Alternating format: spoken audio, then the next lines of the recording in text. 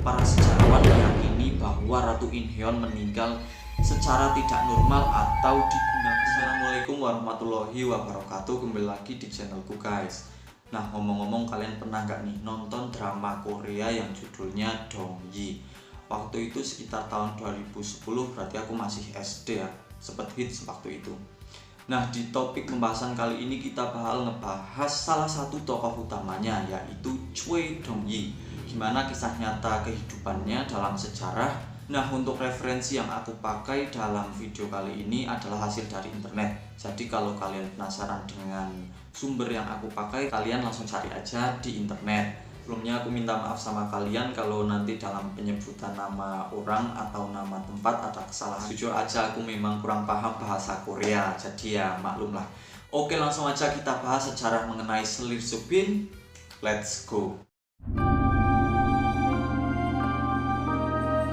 Selir Kerajaan Suk dari Wangsa Heju Choi yang lahir pada tanggal 17 Desember tahun 1670 merupakan salah seorang selir dari Raja Sukjong yang terkenal pada dinasti Joseon di kala itu. Nah, Selir Suk ini ya guys dilahirkan pada hari ke-6 bulan lunar ke-11 tahun ke-11 pada masa pemerintahan Hyeonjong dari Joseon di kala itu. Ia merupakan putri dari Choi Yo-won dan Nyonya Hong dari Namyang. Nah, Selir Subin ini ya guys, dia memiliki seorang kakak laki-laki yang bernama Choi Dong-gu, yang mana ia menikah dengan Nyonya An dari Sun Heng, dan seorang kakak perempuan yang menikah dengan Sojon.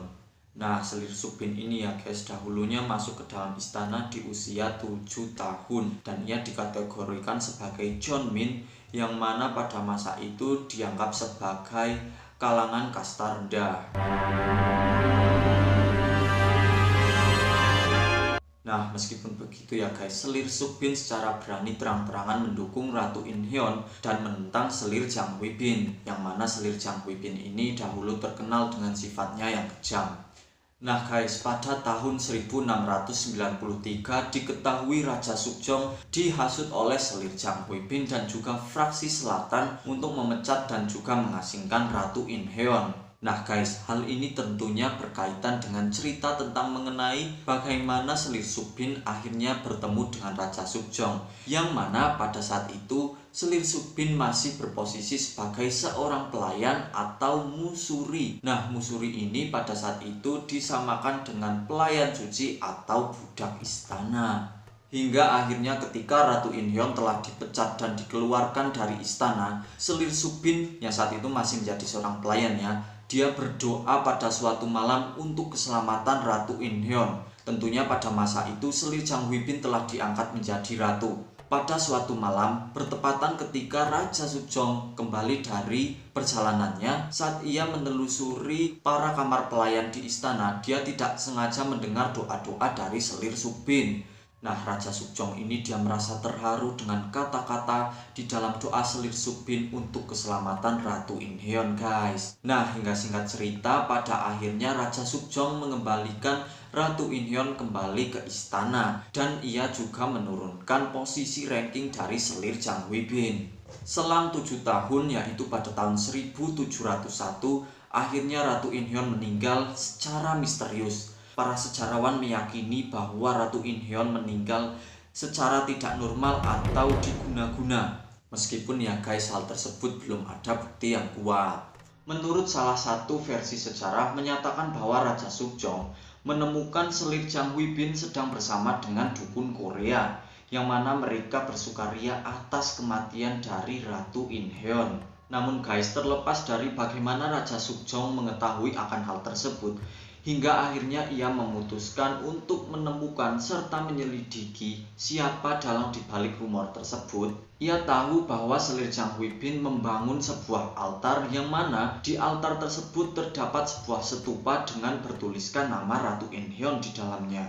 Ditambah lagi nih guys, para pelayan dari Selir Jang Huibin, mereka mengaku disuruh untuk menusuk-nusukkan panah-panah ke potret dari Ratu Inheon, yang mana hal ini dilakukan sebanyak 3 kali sehari. Dan juga mereka disuruh untuk menguburkan binatang mati di taman istana dari Ratu Inheon. Meskipun ya guys, perbuatan dari selir Jang Huibin ini banyak dimohonkan ampun oleh faksi selatan, yang mana faksi selatan ini mendukungnya, akan tetapi Raja Sukjong menganggap bahwa perbuatan dari selir Jang Huibin ini sudah kelewat batas dan terlalu jahat. Dan pada tahun itu juga, yaitu tahun 1701, akhirnya Raja Sukjong memerintahkan untuk memberikan hukuman mati kepada selir Jang Huibin dan semua orang yang terlibat dalam aksinya tersebut.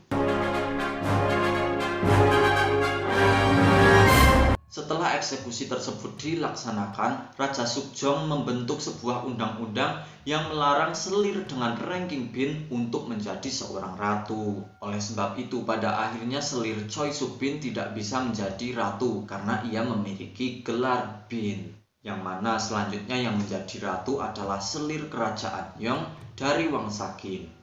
Status rendah dari selir Choi Suk-bin, yang mana ia sebagai seorang musuri, menghalanginya untuk menjadi seorang ratu, dikarenakan masyarakat Korea pada masa itu masih menerapkan sistem kelas dalam kebudayaan mereka. Kayaknya juga pada zaman itu banyak sistem di dunia yang menggunakan sistem seperti itu juga ya guys. Nah guys, sebenarnya selir Choi Suk-bin ini memiliki beberapa orang putra, akan tetapi beberapa putranya itu meninggal dan satu-satunya yang selamat adalah Pangeran Yuning atau Yigem, yang kemudian dikenal sebagai Raja Yongjo dari Joseon. Ia terkenal sebagai anak ajaib dan merupakan salah satu raja terhebat di Joseon. Pada tahun 1704, Silok Joseon mengatakan bahwa Raja Sukjong menghadiahkan istana Ihyun kepada selir Choi Suk-bin, yang kemudian ya guys diberikan kepada putranya untuk pernikahannya pada tahun 1711.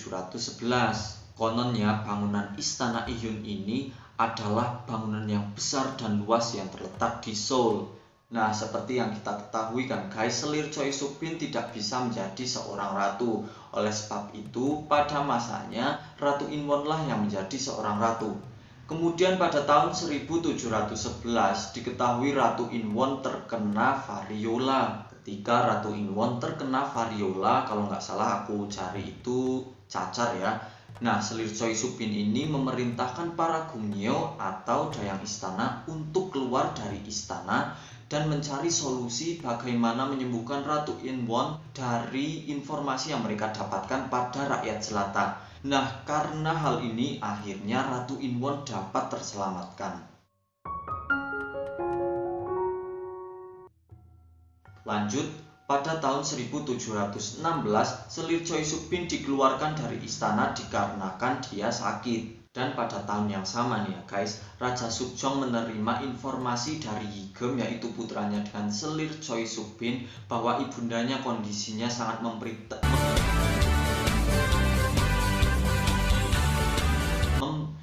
memprihatinkan, dan Yoninggung meminta bantuan medis yang lebih banyak kepada ayahnya. Kemudian nih ya guys, 1 tahun selanjutnya yaitu pada tahun 1717, Raja Sukjong akhirnya mengundurkan diri dari politik, dan ia juga memperbolehkan putranya yaitu putra mahkota untuk mengambil sebagian dari urusan pemerintahan kerajaan pada masa itu. Hingga pada akhirnya yaitu pada tanggal 9 April tahun 1718, selir Choi Suk-bin akhirnya menghembuskan nafas terakhirnya, yang mana ia meninggal pada usia 49 tahun di istana Ihyun.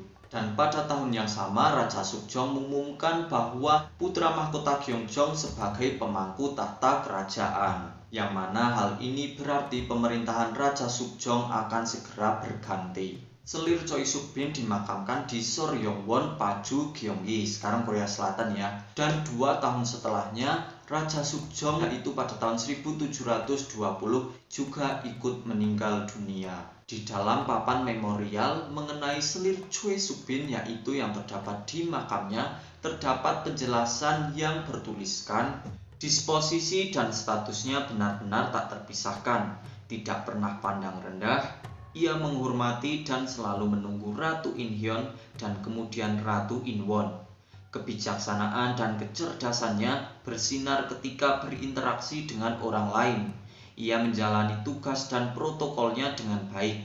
Ia tidak pernah berselisih di dalam istana. Ia menghabiskan hari-harinya dengan damai dan harmonis. Nah guys, pada akhirnya selir Choi Soobin diberikan status Anumerta, yaitu Nyonya Hwakyong, selir kerajaan Suk dari bangsa Choi. Kemudian status Anumertanya dinaikkan lagi menjadi Huidok atau kebajikan yang megah, dan Ansun kemurnian yang tenang. Itu tadi sedikit kisah cerita tentang selir Choi Soobin atau sering kita kenal sebagai Dong Yi. Tentunya dari hal ini kita bisa belajar tentang kisah cinta seorang raja kepada seorang pelayan. Terima kasih buat kalian yang udah mau nonton videoku. Jangan lupa buat like, komen, dan subscribe. Nantikan video-video terbaruku. Terima kasih. Wassalamualaikum warahmatullahi wabarakatuh.